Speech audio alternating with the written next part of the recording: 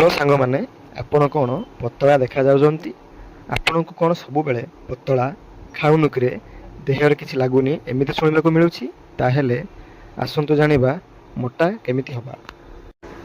आज आमे दुईटा मेडिसिन विषय रे जानिबा डेक्सोना आउ प्राक्टिन टैबलेट।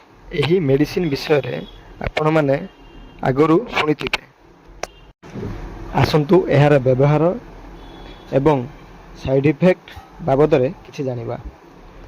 डेक्सोना टैबलेट रे डेक्सामेथासोन कंपोजिशन रे आसे एवं आपण मानक भितरु एही मेडिसिन किछि व्यवहार करिथिबे। जेते दिन जाए एही मेडिसिन व्यवहार करिवे आपनकर ओजन बढ़िबा सहित भोक मध्य लागिबो, किंतु मेडिसिन बंद करदेले पुणी ओजन कमिबा सहित भोक मध्य कमि जाए। आसंतु जानिबा आमे केउ भली एही मेडिसिन को व्यवहार करिबा जहा द्वारा हमकु एही समस्या हबे नाही। एहार डोज प्रथमे 30 दिन पर्यंत डेक्सोना एवं प्राक्टिन टैबलेट को दिन को दुईटा सकाळे गोटे गोटे रात्रि गोटे गोटे एवं 30 दिन पर डेक्सोना टैबलेट दिन को गोटे रात्रि खातु एवं प्राक्टिन टैबलेट को 3 मास पर्यंत डाक्तर परामर्श अनुसार दिन को दुईटा खाइबा को पड़ी थाए।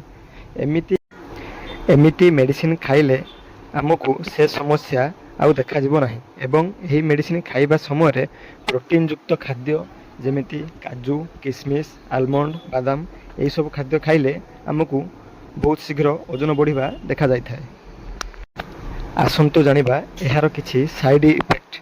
एही मेडिसिन बंद करिबा परे निद न होबा, डर लागिबा, भोक किछि मात्रा रे कमि जिबा भली साइड इफेक्ट देखा जाय। एहा थिला आजिर वीडियो।